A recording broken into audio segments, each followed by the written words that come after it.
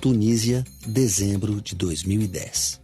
Um vendedor ambulante pôs fogo no próprio corpo e morreu em protesto contra a cobrança de propina pela polícia. O povo se rebelou e foi para as ruas em amplos protestos no país. O movimento acendeu um barril de pólvora que explodiu em movimentos populares por outros países do Oriente Médio e Norte da África. Se alastrou pela Líbia, Egito, Argélia, Síria, Bahrein, Marrocos, Iêmen, Jordânia e Omã em passeatas, greves, comícios, prisões, enfrentamentos com a polícia e até guerras civis. Uma onda de revoltas que ficou conhecida como Primavera Árabe, numa alusão à Primavera de Praga, onde movimentos populares obrigaram o governo comunista da antiga Tchecoslováquia a fazer reformas políticas, econômicas e sociais na década de 60. A Primavera Árabe foi a primeira grande onda de protestos democráticos do mundo árabe no século XXI, causada por problemas latentes em vários países, como desemprego, falta de oportunidade para as gerações mais jovens, repressão política, regimes ditatoriais e a concentração de poder e riqueza nas mãos de poucos. Diante desse quadro de aumento da violência, né, o que nós temos no mundo acontecendo hoje na política internacional? Ao contrário do passado, em que as guerras eram guerras entre nações, entre países, entre exércitos formais, como foi a Segunda Guerra, a Guerra do Vietnã, etc. Hoje, sobretudo nos anos 2000 para cá, a maior parte dos casos de violência internacional elas estão ocorrendo dentro dos países. São guerras civis.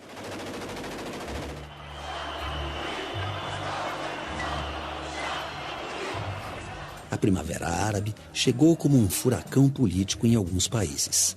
Em semanas, derrubou ditadores há décadas no poder, como o presidente Zine al-Abidine Ben Ali, da Tunísia, Hosni Mubarak, do Egito, e Muammar Gaddafi, da Líbia.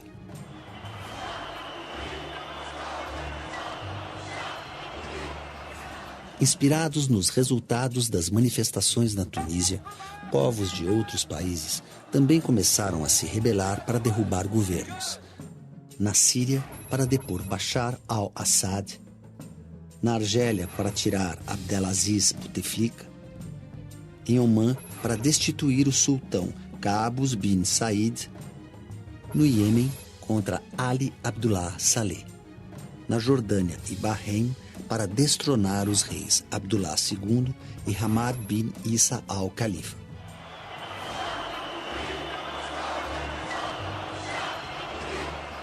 Na Líbia, Egito e Tunísia, a Primavera Árabe conseguiu rápidos resultados. O povo da Tunísia derrubou e prendeu o presidente Ben Ali por desvio de verbas, corrupção e fraudes. O país instalou um novo parlamento, convocou eleições e escreveu uma nova Constituição considerada uma das mais progressistas do mundo árabe. No Egito, a Primavera Árabe foi chamada de Dias de Fúria. Em 2 semanas de protesto, o movimento levou à renúncia do presidente Hosni Mubarak. Os militares chegaram a essa conclusão. Olha, Mubarak vai ter que descer, apesar dele ser homem nosso, ele vai ter que descer do poder, porque não queremos reprimir a população. Então, foram os militares que, de fato, tiraram Mubarak, pressionados pela população. Depois da saída de Mubarak, uma junta militar assumiu temporariamente o poder no Egito até a realização de novas eleições, que levou ao poder o candidato da Irmandade Muçulmana, Mohamed Morsi, que em pouco tempo também foi deposto. Mohamed Morsi, ele começou a centralizar poderes nas suas mãos. Além disso, aprovou uma constituição que era bastante mais islamizada do que a que existia antes, ou seja, uma tentativa de controlar costumes maior do que havia antes. As primeiras medidas do Morsi demonstram o quê? Demonstram uma clara guinada da Irmandade em direção a um radicalismo islâmico. E é isso que assusta tanto os setores conservadores e secularizadas da população, da sociedade egípcia, quanto o mundo ocidental, que vê nisso um risco de uma espécie de uma islamização do Egito perigosa para o projeto de aproximação da democracia egípcia ou da cena política egípcia com o Ocidente. Isso, ao mesmo tempo em que desagradou toda essa juventude, essa vanguarda revolucionária, também entrou em conflito com os militares, que continuaram sendo ali, no pano de fundo, né, nos bastidores, o alicerce do regime. Eles nunca deixaram de ser. Então, Mohamed Morsi conseguiu se desentender com militares e conseguiu se desagradar a vanguarda revolucionária egípcia. Isso levou finalmente à sua deposição. Este ponto é um ponto muito importante para entender o porquê da perda de apoio popular para a Irmandade, né? E que a levou à radicalização, e com a radicalização, nesse enfrentamento, um grupo que foi tornado um grupo terrorista, pura e simplesmente, proscrito. Com a saída de Morsi, o Marechal Abdel Fattah al-Sisi foi eleito novo presidente do Egito e os militares voltam ao poder no país. Essa mesma instituição deu um golpe branco, né, e retomou o poder, mas não do modo como ele era exercido por Mubarak, numa ditadura, pura e simplesmente uma ditadura. Mas não vai implantar um regime democrático tal e qual nós conhecemos no mundo ocidental, uma democracia originalíssima egípcia, em que as Forças Armadas têm um poder político muito grande. Os protestos no Egito continuam entre os que são contra a volta dos militares ao poder.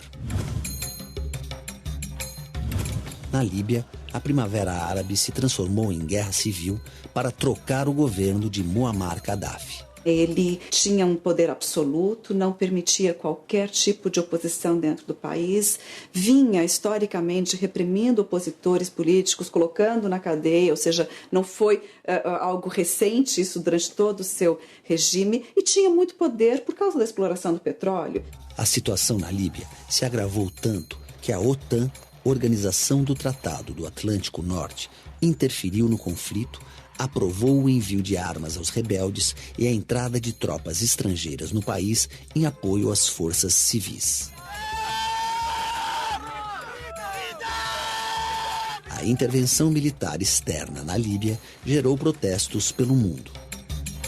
Dificilmente uma intervenção externa vai estar em sintonia exatamente com o que a população quer. E a democracia significa deixar que a população busque o seu caminho, que ela se autodetermine, que ela, enfim, dite as suas necessidades. Então tem uma parcela, né, da comunidade internacional que acha, não, deixe que eles se matem, porque nós não podemos intervir nos assuntos internos de um país.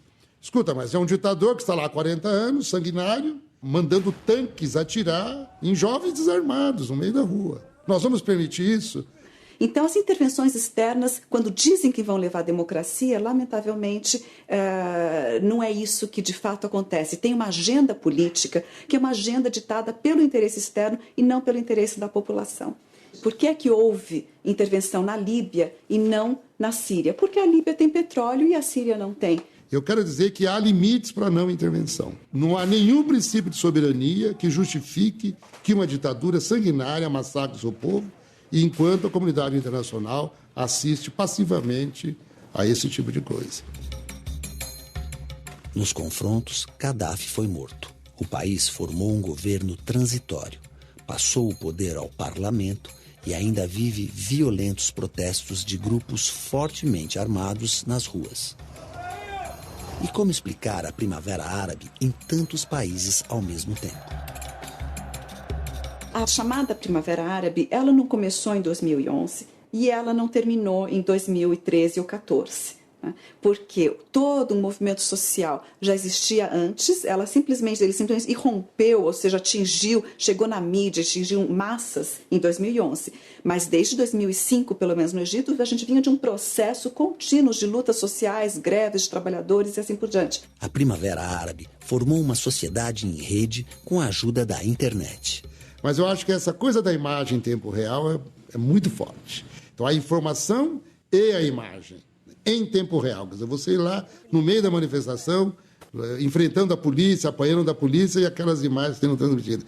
Essa conectividade e a possibilidade de que as pessoas possam se organizar agora através dessas redes virtuais, não necessariamente em partidos, aquela coisa mais convencional da política. Esse foi o fator diferencial na Primavera Árabe. E a população teve um ganho importante, que é o ganho de experimentar reivindicar os seus direitos, de se politizar, de discutir política, de ir para as ruas. Então, esse ganho social, ele permanece.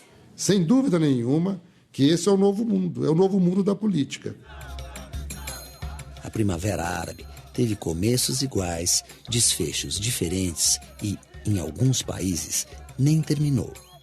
Hoje, as revoltas árabes, em geral, não só no Egito, mas nos outros países, estão sofrendo um processo de contra-revolta, de contra-revolução, enfim, uma volta a um fechamento até maior do que havia antes, dada a necessidade, pelo ponto de vista dos regimes, de reprimir e tentar acabar com o movimento de vanguarda da juventude, da população que estava e ainda está clamando por maior liberdade e direitos, enfim, justiça social.